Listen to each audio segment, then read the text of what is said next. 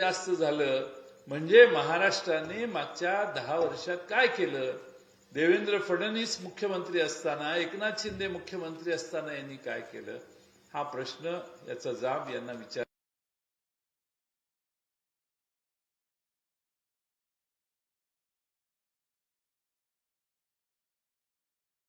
केला. 1.5 लाख लोकांच्या नोकऱ्या गेल्या. काल परवा टाटा एअरबसचं उद्घाटन नरेंद्र मोदींनी बडोद्याच्या जवळ केलं. तो प्रकल्प महाराष्ट्रातला तिकडे घेऊन गेले ते. म्हणजे जगाच्या पाठीवरचे जे देशाचे आपले वेगवेगळ्या देशामध्ये आपले दूतावास असतात, तिथं जर कोणी गेला आणि सांगितलं आम्हाला महाराष्ट्रात प्रकल्प काढायचा आहे, महाराष्ट्राची माहिती द्या, तर ते सांगतात नाही गुजरातला काढा. म्हणजे केंद्र सरकारच्या जगभर सूचना आहेत की कोणी गुंतवणूकदार येत असेल तर त्याला गुजरातमध्ये आधी पाठवा. म्हणजे महाराष्ट्र आता गुजरातच्या पुढे ह्यांचं सरकार असेल तर जाऊच शकणार नाही. हे गुजरातला एवढे घाबरतात की मध्ये देवेंद्र फडणवीसांनी सांगितलं की छत्रपती, आता लहान मुलांनाही जर विचारलं शिवाजी महाराजांनी सुरत किती वेळा लुटली तर लहान मुलेही सांगतील. शिवाजी महाराजांनी सुरत का लुटली तर महाराष्ट्रातले गडकोट किल्ले, सागरी किल्ले बांधण्यासाठी आपल्याला पैसे पाहिजे होते. आणि जशी आज मुंबई आहे तशी सुरत ही या देशाचं एक प्रमुख वखार होती, जिथं फार मोठा पैसा लोकांच्याकडे होता. छत्रपती शिवाजी महाराजांनी 2 वेळा आक्रमण केलं, सुरत लुटून तिथली संपत्ती आणली. देवेंद्र फडणवीस सांगतात छत्रपती शिवाजी महाराजांनी सुरत लुटली नाही. शिवाजी महाराज सुरतेला जाऊन हल्ला करून परत आले. त्या अमित शहाला एवढे घाबरतात हे की त्याला सुरत आणि गुजरातला वाईट वाटेल म्हणून ह्यांच्या तोंडातनं चुकीचा इतिहास सांगण्याचं पाप ही लोक आज जर करत असतील तर त्याला आपल्याला प्रायश्चित्त द्यावं लागेल. भ्रष्टाचार सगळीकडेच एवढा पसरलेला आहे की काही विचारू नका. ते बोलून आपल्याला एवढा वेळ नाहीये. पण एकच उदाहरण सांगतो. मालवणला छत्रपती शिवाजी महाराजांचा पुतळा या भारदरांनी उभा केला. त्याचं उद्घाटन मोदींनी येऊन केलं. मालवणला जो पुतळा उभा केला 8 महिन्यात तो पुतळा कोसळला. महाराष्ट्राचा स्वाभिमान म्हणजे छत्रपती शिवाजी महाराज. महाराष्ट्रातल्या प्रत्येक माणसाला या महाराष्ट्रातल्या राजाचा अभिमान होता म्हणून जागोजागी महाराष्ट्रात त्यांचे पुतळे उभा करण्यात आले. पण एकही पुतळा कधी कधी पडला नाही. पण ह्यांनी त्या पुतळा उभा करताना देखील पैसे खाल्ले, भ्रष्टाचार केला, म्हणूनच तो पुतळा पडला. मुख्यमंत्री एकनाथ शिंदे काय म्हणतात, फार वारा आला आणि वाऱ्यामुळे पुतळा पडला. मी गेलो दुसऱ्या दिवशी तिकडे, म्हटलं कसा पडला बघूया तरी. तर लोक म्हटली साहेब इकडनं वारं येत होतं आणि त्याच बाजूला पुतळा पडला. ज्या बाजूने वारं येत होतं त्याच बाजूला पुतळा पडला तरी महाराष्ट्राचे मुख्यमंत्री म्हणतात की वाऱ्याने पुतळा पडला. काहीही सांगायचं, काहीही करायचं, पण आपल्या लाडक्या खुर्चीला सोडायचं नाही. एखादा स्वाभिमानी मुख्यमंत्री असता तर पुतळा कोसळला त्याची जबाबदारी घेऊन राजीनामा दिला असता. पण राजीनामा देऊ शकत नाही, कारण पद खोके देऊन मिळवलेलं असल्यामुळं कोणी पद सोडायला तयार नाही. आता लाडकी बहीण, लाडका भाऊ सगळ्या गोष्टी करून बघितल्या यांनी, तरी महाराष्ट्रामध्ये आज महाविकास आघाडीच्या मागं अधिकांश माणसं आज उभी राहायला लागलेली आहेत. आम्ही काल मुंबईमध्ये आमचं सरकार आल्यानंतर काय याची पंचसूत्री जाहीर केली. आणि ती पंचसूत्री जाहीर करत असताना आम्ही काही महत्वाचे मुद्दे सांगितलेत. मला खात्री आहे की तुम्हा सगळ्यांना या पंचसूत्रीचा तुमच्या जीवनात, तुमच्या कुटुंबाला स्पर्श झाल्याशिवाय राहणार नाही. एक म्हणजे महालक्ष्मी योजना नावाने एक योजना आम्ही जाहीर केली. या सरकारने महिलांना 1500 रुपये दिले. आमच्या भगिनींना काही ना काही पैसे मिळायला लागले. 1500 रुपये हे अचानक सुचलेलं शहाणपण होतं. बजेटमध्ये पुस्तकात लिहिलेलं नव्हती योजना.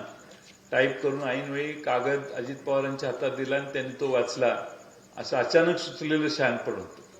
पण आम्ही संपूर्ण विचार केलाय आणि आम्ही काल पंचसूत्रीच्या निमित्तानं काँग्रेस, शिवसेना, उद्धव ठाकरे आणि राष्ट्रवादी शरदचंद्र पवार पक्षाने ठरवले की आमचं सरकार येणार आहे.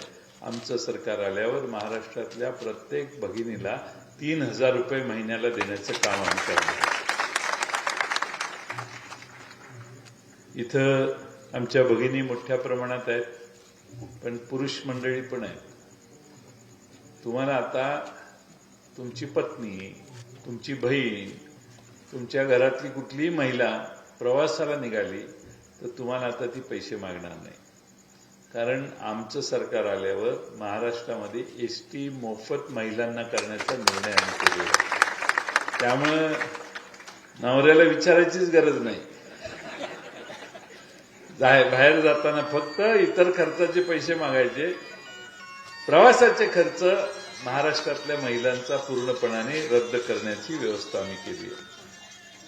मोदींनी गॅरंटी दिली 5 लाख रुपयापर्यंत प्रत्येकाचा विमा. असा एक तर आहे का माईचा लाल या आयतोडे खुर्द आणि ह्या पंचक्रोशीत, चिकुर्ड्यात, देवर्ड्यात, की ज्यांनी मोदींच्या 5 लाखाच्या गॅरंटीने कोल्हापूरला जाऊन ॲस्टर आधारमध्ये कार्ड दाखवलं आणि 5 लाख रुपयापर्यंत तुमचं हॉस्पिटलचं बिल माफ झालं, असा कोण असेल तर हात वर करा.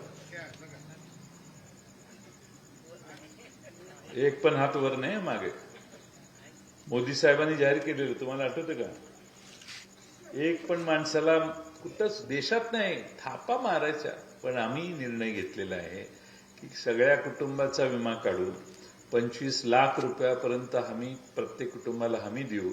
ॲस्टर आधारला जरी तुमच्या घरातला अचानक काही हार्ट अटॅक आला, काय आला आणि माणूस ऍडमिट केला, तर 25 लाखापर्यंतचं बिल हे ॲस्टर आधारला सरकार भरेल, अशी व्यवस्था आम्ही महाराष्ट्रात निर्माण केली.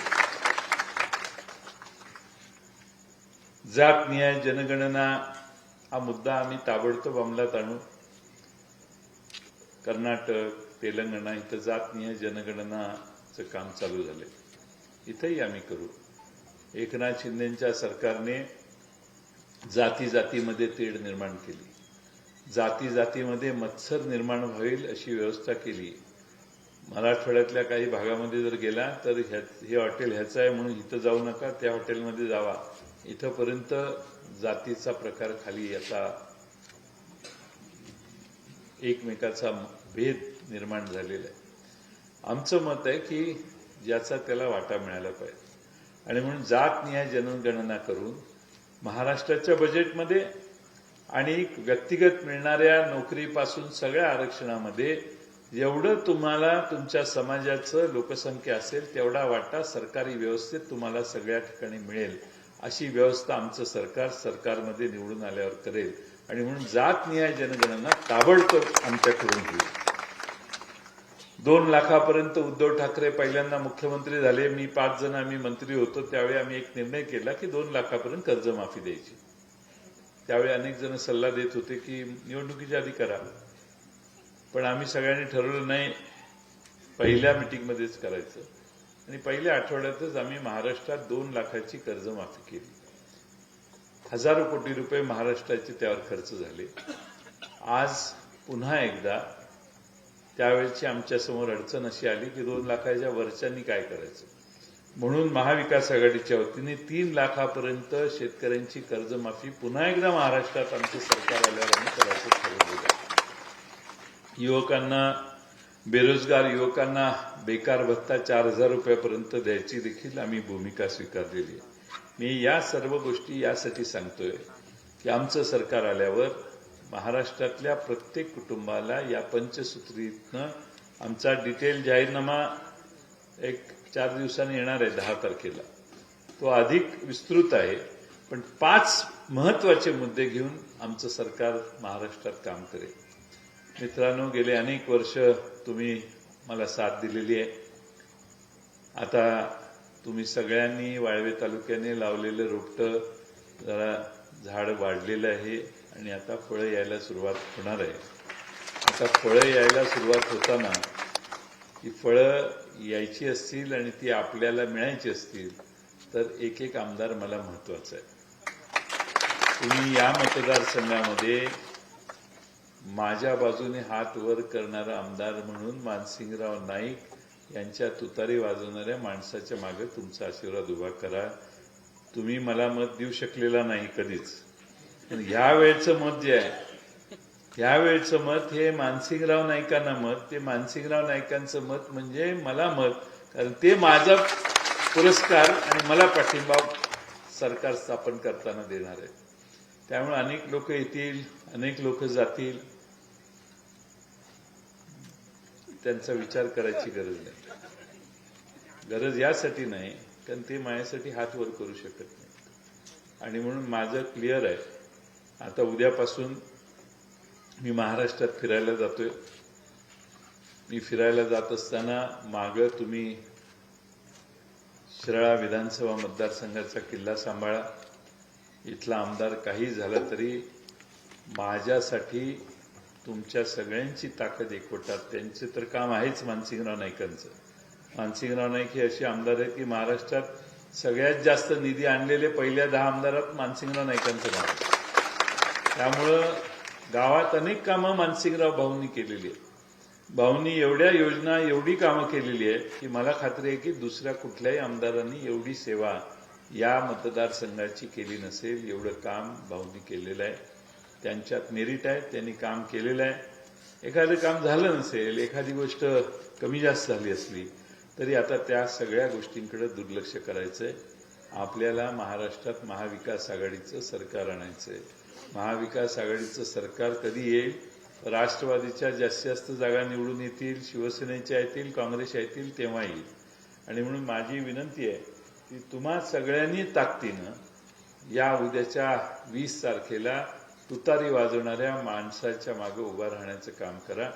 काही कमी जास्त गोष्टी असतील तर त्या ह्या निवडणुकीत सोडा. माझी कळकळीची विनंती आहे. 4 कामं भाऊंनी कमी केली असतील तर ती करायची जबाबदारी मी घेतो. पण कोणत्याही परिस्थितीत भाऊ निवडून जाणं म्हणजे जयंत पाटील आणि वाळवे तालुक्याला चांगले दिवस येण्यातला तो प्रकार आहे. आता थोडक्यावर आले. 40 वर्षाची तपश्चर्या ह्याच्या मागे तुमच्या सगळ्यांची आहे. पी आर दारांना विचारा किती वर्ष सगळ्यांनी तुम्ही माझ्यासाठी घातली. तिकडं या आहेत, विलासराव आहेत, सगळ्या लोकांनी राजाराम बापूंचा मुलगा मोठा व्हावा म्हणून बराच त्याग केलेला आहे. हे काय ऑटोमॅटिक झालेलं नाही. त्या सगळ्यांचे तर आभार मानेनच. पण आता शेवटच्या स्पर्धेत आपण गेलेलो असताना तुमच्याकडून काही घोटाळा होऊ नये, बल्ल्या होऊ नये, बल्ल्या नाही तर थोडक्यात घोटाळा कराल. काय होतंय, जयंत पाटील येणार निवडून. जयंत पाटील एकटा निवडून चालत नाही. या जिल्ह्यातले जयंत पाटील निवडून आले पाहिजेत, मानसिंगराव नाईक निवडून आले पाहिजेत, सुमनताई पाटील निवडून आले पाहिजेत. तिकडे वैभव पाटलांच्यासाठी मगाची आमची मोठी सभा झाली. सगळे चारीच्या चारी, सगळे महाविकास आघाडीचे सगळे आमदार या जिल्ह्याचे निवडून आले पाहिजेत, तरच आपलं सरकार महाराष्ट्रात येईल. आणि म्हणून एक एक आमदार महत्वाचा आहे. तुम्हाला भाजपवाल्यांनी काय दिलं? महागाई दिली. तुम्हाला भाजपवाल्यांनी काय दिलं? बेरोजगारी दिली. तुम्हा भगिनींना काय दिलं? 8-10 दिवसानं कुठल्या तरी महाराष्ट्रातल्या कानाकोपऱ्यात महिलांच्यावरचे अत्याचार, बलात्कार करणं, त्या महिलांचे खून करणं, हे प्रकार आपण बघितले. पोलीस स्टेशनमध्ये गणपत गायकवाड नावाच्या आमदाराने पोलीस स्टेशनमध्ये जाऊन गोळीबार केला. सीसीटीव्हीत दिसला म्हणून त्याला अटक झाली. तर भाजपने त्याच्या बायकोला आता तिकीट दिलेलं आहे. का? तर ह्याने पोलीस स्टेशनमध्ये जाऊन गोळीबार केला. आपल्यातल्या कोणी गोळीबार केला तर 24 वर्षात आत घालतील, 24 वर्षासाठी. पण भाजपने पोलीस स्टेशनमध्ये जाऊन गोळीबार करणाऱ्या माणसाला आमदारकी त्याच्या घरात दिली. दुसरा महत्वाचा प्रश्न म्हणजे 70,000 कोटीचा आरोप केला, सगळे तिकडे गेले, ठीक आहे.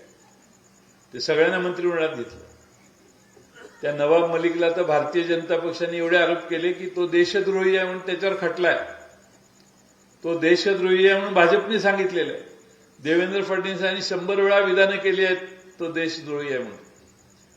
त्या देवेंद्र फडणवीसांनी आणि भारतीय जनता पक्षाने नवाब मलिक यांना मित्र पक्षात आमदार म्हणून उमेदवार म्हणून मान्य केलेलं आहे. एकावर एक फ्री म्हणून त्यांनाही मान्य केलं आणि त्याच्या मुलीला पण तिकीट दिलेलं. म्हणजे तुम्हीच घोषणा करता, तुम्हीच सांगता हा माणूस देशद्रोही आहे आणि तुम्हीच त्यांना तुमच्या पॅनेलमध्ये घेऊन 2 वर्षांनी उभा राहता. एवढा खोटेपणा महाराष्ट्रात दुसऱ्या कुठल्याच पक्षाने कधी केला नसेल. आणि म्हणून विश्वासार्हता, शाहू फुले आंबेडकरांचा विचार, या सगळ्या गोष्टी महाराष्ट्रासाठी महत्वाच्या आहेत. शाहू फुले आंबेडकरांचा विचार म्हणजे बहुजन समाजाचा विचार आहे. तुमच्या माझ्या पुढच्या भविष्यातल्या सगळ्या पिढ्यांना योग्य दिशेनं योग्य स्थानी संधी मिळवायची असेल तर पुन्हा एकदा शाहू फुले आंबेडकरांचा विचार आपल्याला समर्थपणाने मांडावा लागेल. आणि त्यासाठी तुतारी वाजवणाऱ्या मानसिंगराव नाईक यांच्या चिन्हाच्या पुढे आपण 20 तारखेला मतदान करावं, एवढीच विनंती या पंचक्रोशीतल्या सर्वांना करतो आणि पुढे जाण्यासाठी आपल्या सगळ्यांची रजा घेतो. धन्यवाद. धन्यवाद. या ठिकाणी उपस्थित झालेल्या सर्वांचंच मनपूर्वक असा आभार. आपण आपला वेळातला वेळ काढून या ठिकाणी उपस्थित राहिलात.